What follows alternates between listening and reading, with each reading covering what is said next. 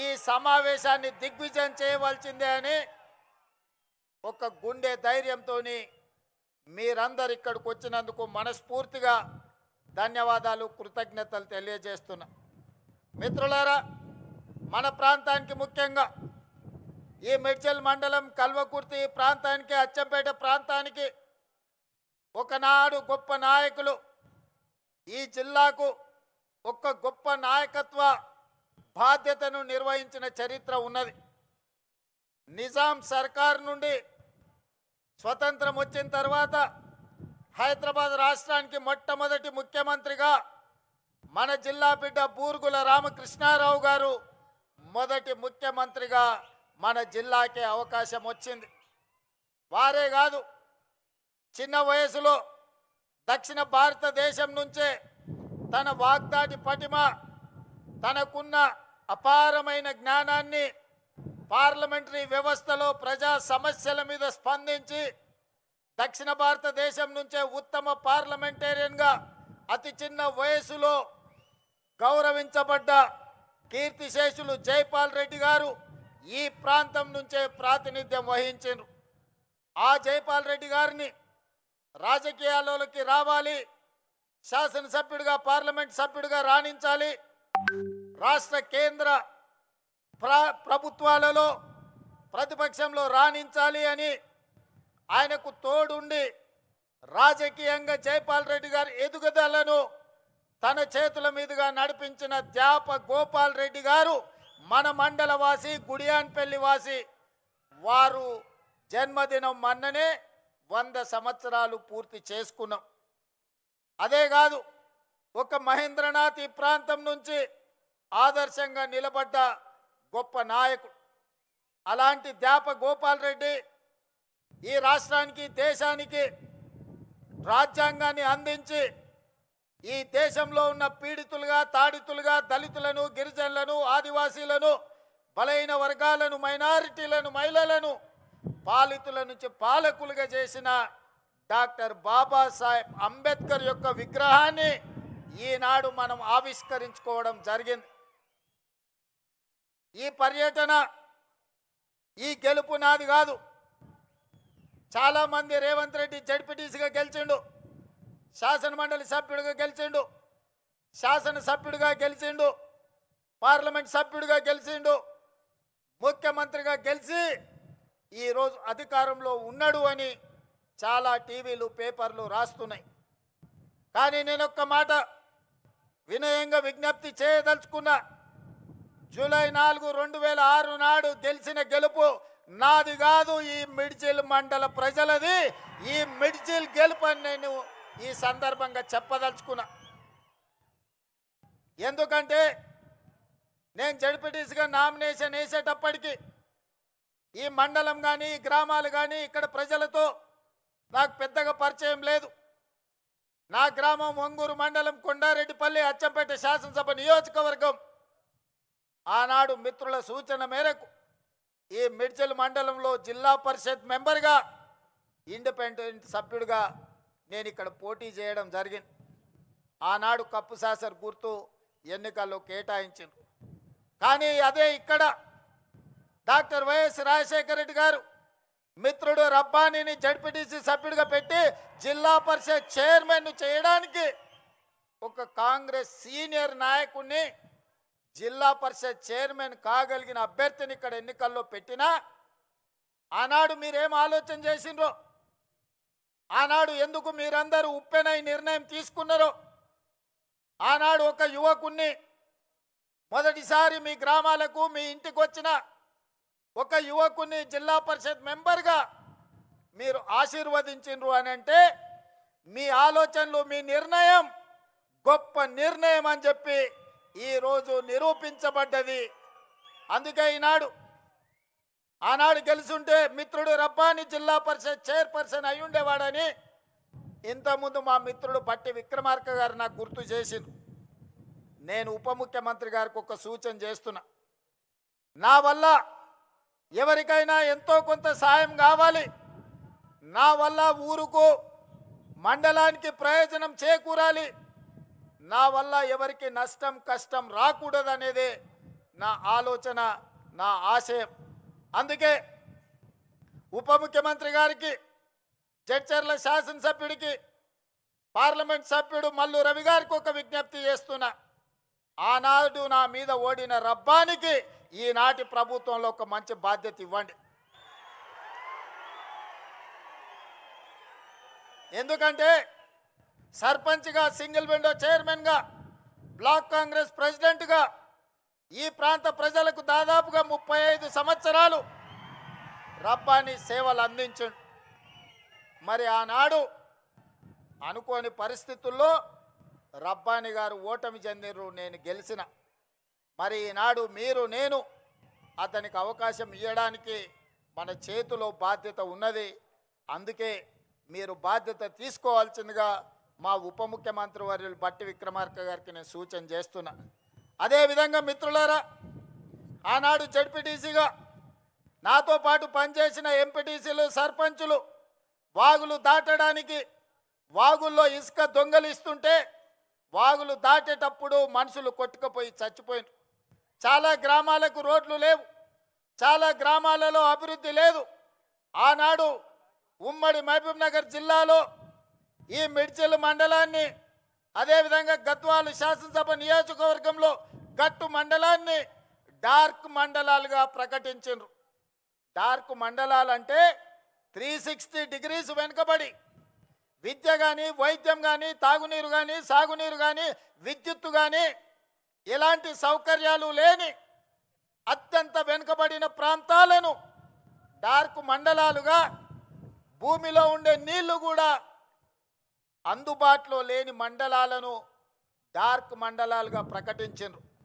మరి అత్యంత వెనుకబడిన మండలమైన ప్రజలు చైతన్యంతో చీకటి మండలంగా పిలువబడే ఈ మండలం, ఆ చీకట్లో నుంచి ఒక వెలుగు రేఖ రావాలి, మా జీవితాలు, మా తలరాతలు మార్చాలి, మా మండలం బాగుపడాలి అని 2006లో తీసుకున్న నిర్ణయం ఈనాడు తెలంగాణ రాష్ట్ర ముఖ్యమంత్రిగా ఒక అవకాశం నాకు వచ్చింది. మరి మండలానికి కృతజ్ఞత చెల్లించాల్సిన బాధ్యత నా మీద లేదా? అందుకే సహచర మంత్రివర్గ సభ్యుల్ని అనుమతి తీసుకొని ఈ మండలంలో ప్రతి గ్రామానికి అభివృద్ధి చేరాలి. ఈ మండలంలో ఉండే ప్రతి వాడు, అరే మేము ఆ రోజు మా ఇంటికి వచ్చిన మా సోదరుడు, మా ఊరికి వచ్చిన మా బిడ్డ ఈరోజు తెలంగాణ రాష్ట్రంలో ప్రభుత్వాన్ని నడిపించే బాధ్యత నిర్వహిస్తున్నాడు, మాకు సహాయం అందుతుందని మన వైపు చూస్తున్నారు. అందుకే నిస్సహాయాలుగా ఈ మండలం నిలబడడానికి వీల్లేదు. ఈ మండలం అభివృద్ధి జరగాలి, ఈ మండలం ఈ జిల్లాకే ఆదర్శంగా నిలబడాలి. అందుకే ఉప ముఖ్యమంత్రి గారికి ప్రత్యేకంగా నేను విజ్ఞప్తి చేస్తున్నా, ఈ మండలాన్ని మీరు దత్తత తీసుకొని ఇక్కడ జరగాల్సిన అభివృద్ధి కార్యక్రమాలను మీరు నిరంతరం నా మిత్రుడిగా పర్యవేక్షించాల్సిన బాధ్యత మీరు తీసుకోండి అని చెప్పి నేను కోరుకుంటున్నా. ఇంతకంటే ఈ ప్రజలకు నేను చేయగలిగింది ఏమీ లేదు. నాకు బాధ్యత వచ్చి ఉండొచ్చు, నేను ఎమ్మెల్సీ అయి ఉండొచ్చు, 2 సార్లు ఎమ్మెల్యే అయి ఉండొచ్చు, ఒకసారి పార్లమెంట్ సభ్యుడు అయి ఉండొచ్చు, Congress party working president, Congress party president, ఈనాడు మీ అందరి సహకారంతో తెలంగాణ రాష్ట్ర ముఖ్యమంత్రిగా బాధ్యతలు నిర్వహిస్తున్నా. ఇంతకంటే ఈ రాష్ట్రంలో కాంగ్రెస్ పార్టీ దగ్గర, తెలంగాణ ప్రజల దగ్గర నాకు అవకాశం ఇవ్వడానికి, నాతో పనులు చేయించడానికి వాళ్ళ దగ్గర ఇంకా ఏమీ లేదు ఇవ్వడానికి. వాళ్ళు ఉన్నదంతా సర్వం నాకు ఇచ్చిండ్రు, ఇవాళ నన్ను పెంచి పోషించిండ్రు. అందుకే ఆనాడు మొక్క నాటిన ఈ మండలానికి మిడ్జిల్ని తీర్చిదిద్దాల్సిన బాధ్యత నా మీద ఉన్నది. వీళ్ళ సోదరుడుగా ఈ మండలాన్ని అభివృద్ధి పదం వైపు నడిపించాల్సిన, అభివృద్ధి చెందిన మండలంగా, ఇది డార్క్ మండలం కాదు. ఈ ప్రాంత ప్రజలకి వెలుగు రేఖలు వచ్చినాయి, ఈ ప్రాంతం అభివృద్ధి చెందింది అని చెప్పి ప్రభుత్వ లెక్కలలో తేలాలి. దానికి మీ వంతు సహకారం కావాలి అని చెప్పి మిత్రుడు బట్టి విక్రమార్క గారికి నేను విజ్ఞప్తి చేస్తున్నా. మిత్రులారా, మీరు ఆలోచన చేయండి. ఎమ్మెల్సీగా, ఎమ్మెల్యేగా 2 సార్లు, పార్లమెంట్ సభ్యుడిగా ఈ 20 సంవత్సరాలు 2006 జూలై 4న మీరు బాధ్యత ఇస్తే 20 ఏళ్లలో ఏ ఒక్క రోజు నేను సెలవు తీసుకోలే. నా స్వార్థ ప్రయోజనానికి నాకు ఇచ్చిన అవకాశాన్ని దుర్వినియోగం చేయలేదు. ఏది చేసినా ప్రతిపక్షంలో ఉంటే ప్రశ్నించే గొంతునై ప్రజా సమస్యల కోసం కొట్లాడిన, అధికారం వస్తే పరిపాలనలో సంక్షేమంతో పాటు అభివృద్ధితో పాటు దీర్ఘకాలికంగా సమాజాన్ని పట్టి పీడిస్తున్న సమస్యల్ని శాశ్వత పరిష్కారం చూపించే ప్రయత్నం చేసిన. ఆనాడు నాతో పనిచేసిన ఎంఆర్పిఎస్ మిత్రులు చాలామంది ఉన్నారు. 40 సంవత్సరాల వర్గీకరణ రావణ కష్టాన్ని నాకు అవకాశం వచ్చిన వెంబడే ఈరోజు మాదిగ ఉపకులాల వర్గీకరణ చేయడం జరిగింది. అదేవిధంగా మా బలైన వర్గాల సోదరులు గొర్రెలకు బర్రెలకు చివరికి కోడి పిల్లలకు కూడా ఈ రాష్ట్రంలో ఈ దేశంలో లెక్కలు ఉన్నాయి. మరి 50% ఉండే మా బలహీన వర్గాల లెక్కలు ఈ దేశంలో ఎందుకు పెట్టరు, ఎందుకు లెక్క గట్టరు అని అడిగితే 100 ఏళ్ల సమస్య. ఆనాడు 1931 బ్రిటిషర్స్ లెక్క పెడితే 100 ఏళ్ల బలహీన వర్గాల లెక్కలు పెట్టిన ప్రభుత్వమే లేదు. మా మిత్రుడు బట్టి విక్రమార్క గారి నేతృత్వంలో 100 ఏళ్ల సమస్యకు జనగణనలో కులగణన చేసి ఎవరు ఎంతున్నారో లెక్క తేల్చడమే కాదు, లెక్క ప్రకారం వాళ్ళ వాటాలు వాళ్ళకి ఇవ్వాలి, వాళ్ళ సంక్షేమం వాళ్ళ అభివృద్ధి వాళ్ళకి చేర్చాలి అని ఆ సమస్యకు శాశ్వత పరిష్కారం చూపించింది మన ప్రభుత్వం, ప్రజా ప్రభుత్వం. మిత్రులారా, మీరు అవకాశం ఇచ్చినందుకు ఈ దీర్ఘకాలికమైన సమస్యల్ని మనం పరిష్కరించుకోగలిగినాం. చాలామంది ఏం చేస్తాడయ్యా, అచ్చంపేట అడవుల్లో నుంచి వచ్చిండు, ఆయన గతం అనుభవం లేదు, ఆయన ప్రభుత్వాన్ని నడపలేదు, వాళ్ళ తాత ముత్తాతలు దొరలు కాదు, వాళ్ళ గడీలు లేవు, ప్రజల మీద పెత్తనం చెలాయించేది ఆయనకు రాదు అని అవహేళన చేసిరు. నేను ఒక్క మాట చెప్పదలుచుకున్న ఈ వేదిక మీద నుంచి, నేను పుట్టింది గ్రామంలో అన్ని కులాలు అన్ని మతాలను అన్ని సమస్యల్ని ప్రతి పేదవాడి కష్టాన్ని చూసుకుంటూనే నేను పెరిగిన. వ్యవసాయం తెలుసు, దుక్కి దున్నడం తెలుసు, విత్తనం వేయడం తెలుసు, భూమికి విత్తనానికి ఉన్న బంధం ఏందో పేదవాడికి పరిపాలన చేసేవాడికి ఉండవలసిన అవగాహన ఏదో అవగాహనతోని గ్రామీణ ప్రాంతంలో పెరిగిన. రాష్ట్రం అంటే దేశం అంటే ఎక్కడో లేదు, గ్రామాల సమూహమే తెలంగాణ రాష్ట్రం. 12,000 పైచలకు గ్రామ పంచాయతీలు అంటేనే తెలంగాణ రాష్ట్రం. 6 లక్షల పైగా ఉండే ఈ మొత్తం ఈ దేశంలో అన్ని గ్రామాలు చిన్న పల్లెలు కలిస్తేనే ఈరోజు భారతదేశం. సమస్యలు ఎక్కడుంటాయి, సమస్యలు ఎక్కడ పరిష్కరించాలి, ఈ అవగాహన గడీలలో ఉన్న దొరలకు లేకపోవచ్చు.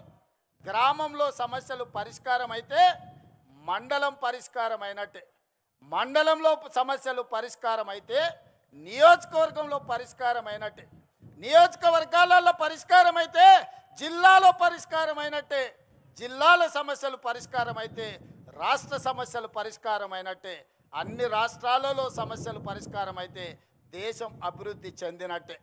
ఇప్పుడు చెప్పండి మిత్రులారా, కొండారెడ్డిపల్లిలో దళితులు, గిరిజనులు, బలహీన వర్గాలు, మైనారిటీలు, మహిళలు, పేదవాడి మధ్యలో పెరిగిన నేను, పేదల సమస్యలు తెలిసిన నేను ఆ సమస్యకు పరిష్కారం కనిపెట్టలేనా, పరిపాలన నేను అందించలేనా? పాలమూరు బిడ్డలు పరిపాలనకు పనికిరారా?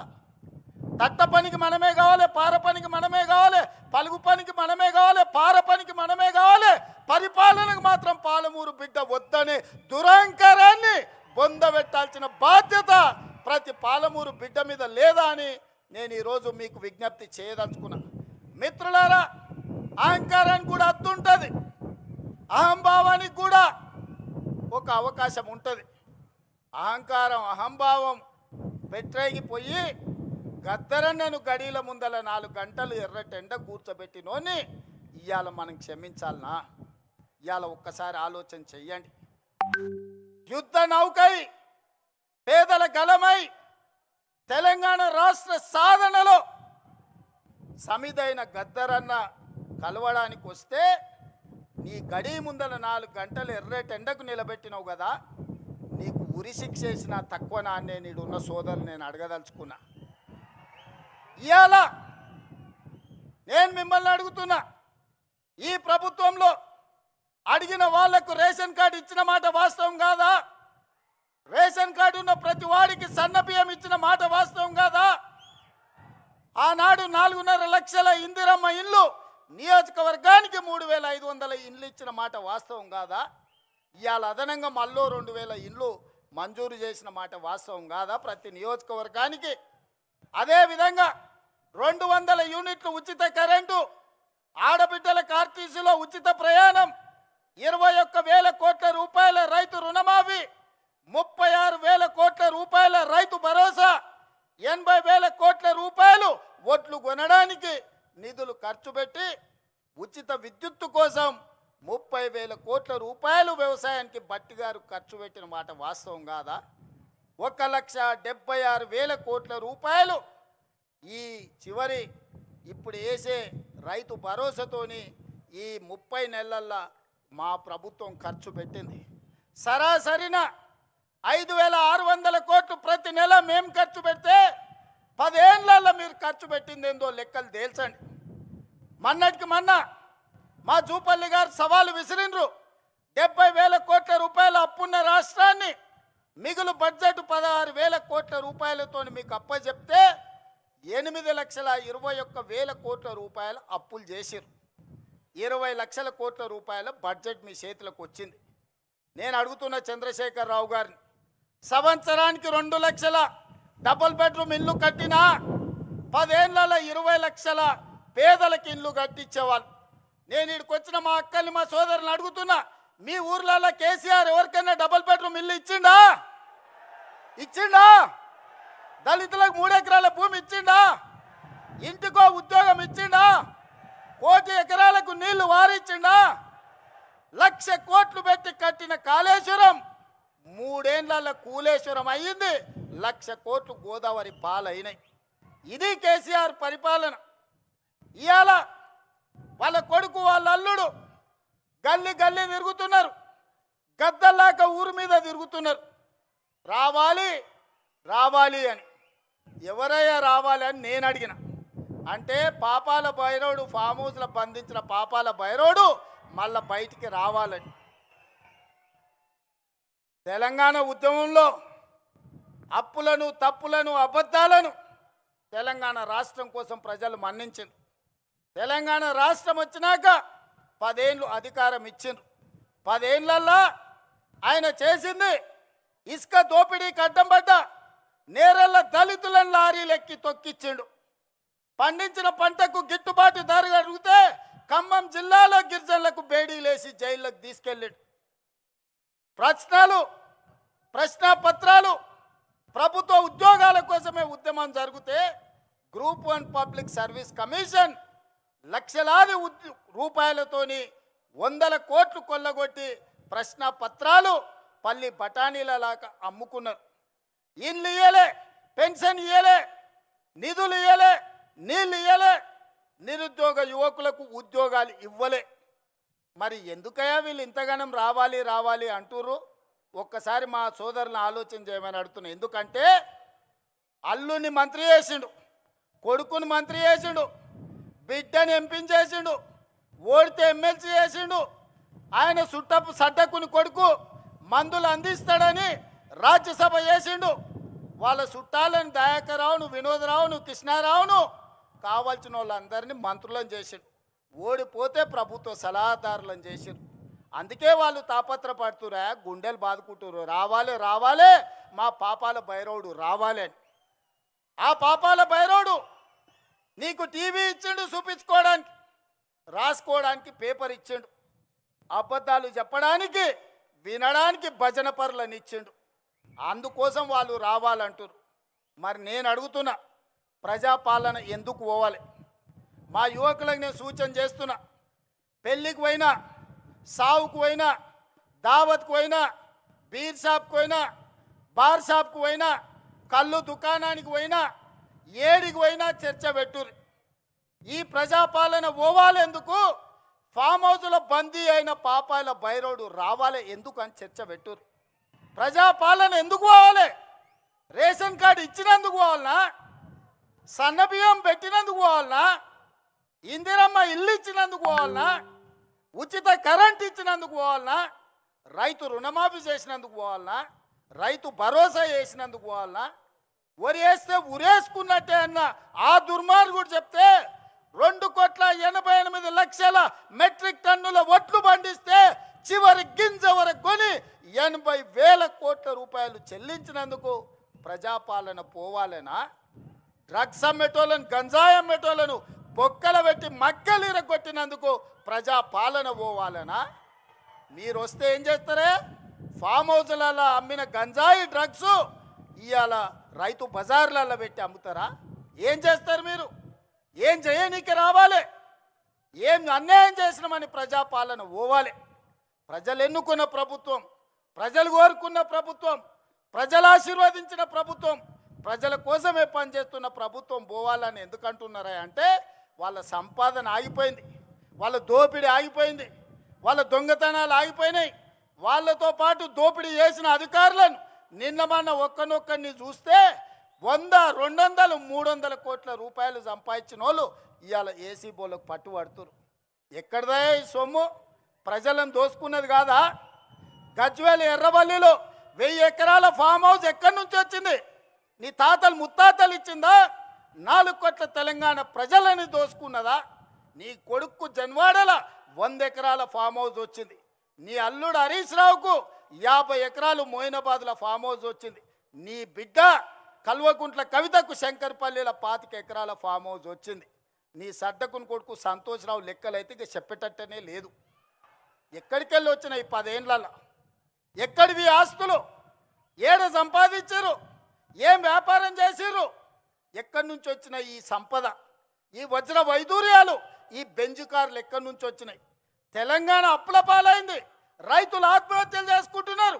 నిరుద్యోగ యువకులకు ఉద్యోగాలు రాలేదు. మా ఆడబిడ్డలు బతుకమ్మ చీరలు ఇస్తే కూడా అందులో కమిషన్లు కొడితే ఆ చీరలు తీసుకుపోయి పొలాల కాడ పిట్టలను బెదిరియనికే కట్టే పరిస్థితి. దుర్మార్గుడా, నీచుడా, బతుకమ్మ చీరలు ఆడబిడ్డలకి ఇచ్చే చీరలు కూడా వదలలేదు నీ దోపిడీకి. అందుకోసం నువ్వు రావాలనా? నువ్వు రాష్ట్రాన్ని 8,21,000 కోట్ల రూపాయల అప్పుల పాలు చేసినావు కదా. మరి మీరు 1,00,000 కోట్ల అధిపతులు ఎట్లయిరో లెక్క చెప్పమని నేను అడుగుతున్నా. అడగమని మా సోదరులను అడుగుతున్నా. మా జంజీ పిల్లల్ని నేను చెప్తున్నా. మీరు ఆలోచన చేయండి. 10 ఏళ్లలో 1,00,000 కోట్లు కేసీఆర్ ఎట్లా సంపాదించిండు? 8,21,000 కోట్లు తెలంగాణకు అప్పులు ఎట్లా మిగిలినాయి? ఆస్తులు ఐశ్వర్యాలు కేసీఆర్కి ఎట్లొచ్చినాయి?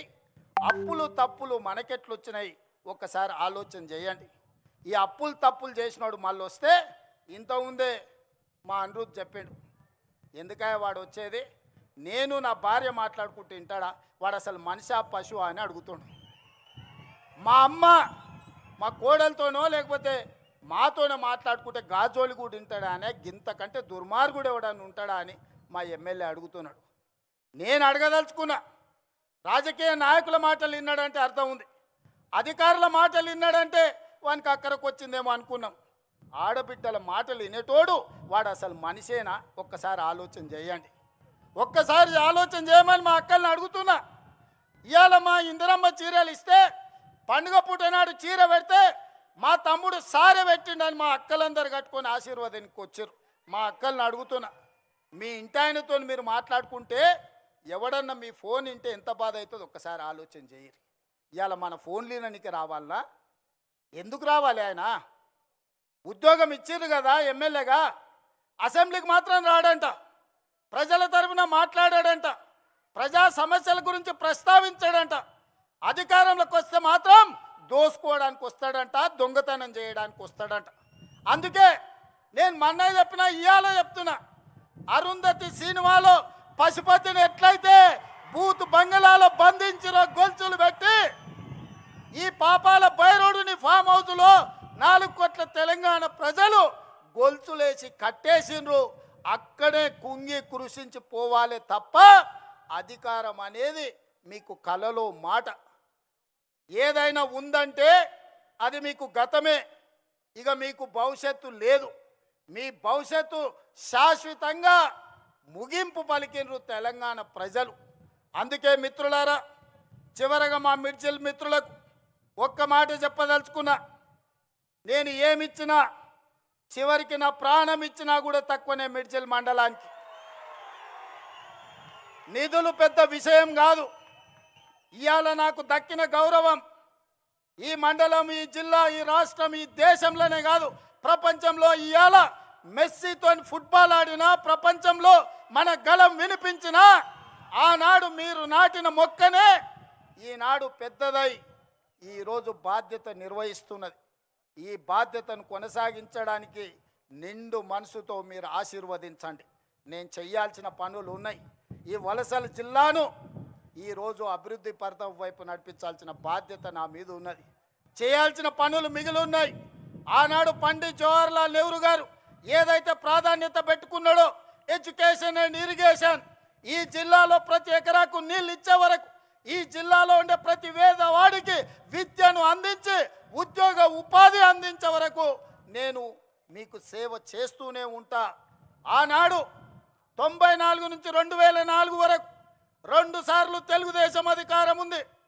2004 నుంచి 2014 వరకు doctor YS Rajasekhar Reddy Congress party అధికారంలో ఉండే. 2014 నుంచి 2024 వరకు బీఆర్ఎస్ అధికారంలో ఉన్నది. ఇవాళ చెప్తున్నా, నా ఆత్మ బంధువులైన మిడ్జిల్ ప్రజల మధ్య నుంచి రాబోయే 2024 నుంచి 2034 వరకు ప్రజాపాలన ఉంటుంది. ప్రజలకు సేవలు అందిస్తుంది. ఆనాడు జడ్పీటీసీ అయితా అంటే మీరు నన్ను జడ్పీటీసీని చేసిరు. నేను ఎమ్మెల్సీ కావాలంటే మీరు ఆశీర్వదించి జిల్లా ప్రజలు ఎమ్మెల్సీ చేసిరు. తెలవని కొడంగల్కి వెళ్తే 2 సార్లు ఎమ్మెల్యేని చేసిరు. అక్కడ కష్టం వస్తే మల్కాజ్గిరి పార్లమెంట్లో ఎంపీని చేసిరు. కాంగ్రెస్ పార్టీ కార్యనిర్వాహక అధ్యక్షుడిని చేసిరు. 4 కోట్ల తెలంగాణ ప్రజలు 2వ తెలంగాణ ముఖ్యమంత్రిగా చేసిరు. ఇదంతా మీ ఆశీర్వాదం. ఇవాళ ఒకే ఒక్క విజ్ఞప్తి చేస్తున్నా, ఒకవేళ తప్పు జరిగితే అది శాశ్వతంగా తెలంగాణ రాష్ట్రానికి కాలరాత్రిని తెచ్చిపెడుతుంది. ఈరోజు వాళ్ళు దోసుకోవడానికి మొత్తం సిద్ధమై కూర్చున్నారు. అందుకే ఈనాడు తెలంగాణ యువకులు నడుం బిగించాలి. దళితులు, గిరిజనులు, ఆదివాసీలు, తండాలలో, గూడాలలో, మారుమూల పల్లెల్లో ఉండే ప్రజలారా ఆలోచన చేయండి. మళ్ళీ కాంగ్రెస్ రావాలి, రాహుల్ గాంధీ ప్రధానమంత్రి కావాలి. ఈ దేశం కోసం వాళ్ళ నాయనమ్మ ప్రాణాలు ఇచ్చింది. ఈ దేశం కోసం వాళ్ళ తండ్రి ప్రాణాలు ఇచ్చిండు. ఈ దేశం కోసం రాజీవ్ గాంధీ తర్వాత 35 ఏళ్ళు అధికారానికి దూరంగా సోనియా గాంధీ, రాహుల్ గాంధీ, ప్రియాంక గాంధీ గారు ఉన్నారు. కానీ ఈనాడు దేశంలో చారిత్రాత్మకమైన అవసరం ఉంది. ఈ చారిత్రాత్మకమైన అవసరమే రాహుల్ గాంధీ గారిని ప్రధానమంత్రిని చేయడం. మరి రాహుల్ గాంధీ గారు ప్రధానమంత్రిని చేయాలంటే నేను ఒక సమిధనై రాహుల్ గాంధీని ప్రధానమంత్రిని చేయాల్సిన అవసరం లేదా? మీరు ఒక్కసారి ఆలోచన చేయండి. అందుకే మిత్రులారా, నాకు సహాయం అందించిన చిన్నవాడైనా, పెద్దవాడైనా, పేదవాడైనా, వెనుకబడిన ప్రాంతమైనా గుర్తు పెట్టుకొని వెనక్కి తిరిగి సహాయం అందించే ప్రకృతి నాకు ఒక అవకాశాన్ని ఇచ్చింది. మరి ఇవాళ ఇంత పెద్ద అవకాశం ఇచ్చిన రాహుల్ గాంధీ గారికి, సోనియా గాంధీ గారికి, దేశ ప్రజలకు రాహుల్ గాంధీ గారిని ప్రధానమంత్రిని చేసే సందర్భంలో తెలంగాణ ప్రజల అండగా ఉండాల్సిన అవసరం లేదా? ఆలోచన చేయండి. 60 ఏళ్ళ తెలంగాణ ఆకాంక్ష, వందలాది మంది తెలంగాణ బిడ్డల ప్రాణ త్యాగాలు, ఆత్మ బలిదానాలు చేసుకుంటూ తెలంగాణ రాష్ట్రం కోసం అసూలు బాసిన శ్రీకాంతాచారి, ఈశాన్ రెడ్డి, కానిస్టేబుల్ కిష్టయ్యను గుర్తు తెచ్చుకోండి. ఈ సమస్యకు శాశ్వత పరిష్కారం చూపించిన సోనియా గాంధీ గారి కుటుంబానికి మనం కృతజ్ఞత తెలపాల్సిన అవసరం ఉన్నది. ఆ కృతజ్ఞతనే రాహుల్ గాంధీ గారిని ప్రధానమంత్రిని చేయాలి. అందుకే మిత్రులారా, 2029 ఎన్నికల్లో నాతో నడవండి. మనందరం కలిసి నడుద్దాం. ఈ దేశానికి రాహుల్ గాంధీ గారిని ప్రధానమంత్రిని చేద్దాం. మీరందరూ అండగా నిలబడాలి. మీరందరూ అండగా నిలబడతామని మాట ఇస్తున్నారా? మాట ఇస్తున్నారా? మాట